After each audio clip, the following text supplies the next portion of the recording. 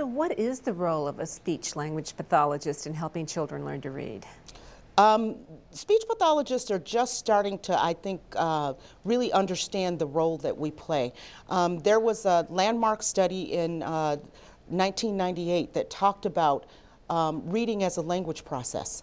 That reading is language. And so the people who specialize in language are the people who are going to have the most expertise in terms of being involved in the reading process.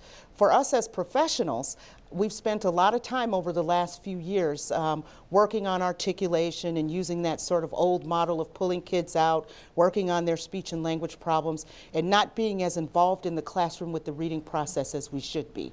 And we're now starting to kind of redefine the way that we interact with teachers in the classroom. So we're not just there for the special education child who isn't learning to read, but we're there for the general education child who's now trying to take these oral language skills and turn them into reading.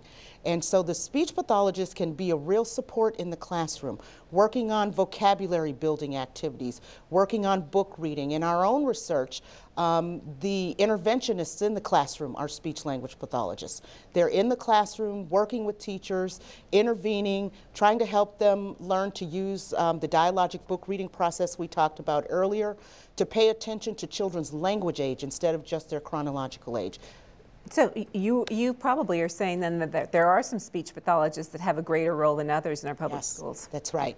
And it is my hope that speech pathologists will have an even greater role in the future, that general educators and speech pathologists and the psychologists in the school systems will learn to work together in the reading process for children who are at high risk, for children who are developing language normally, and for children who are developing reading normally, and for children who are having problems, that we become more of an integrated part of the reading process instead of just the people you go to if you have problems.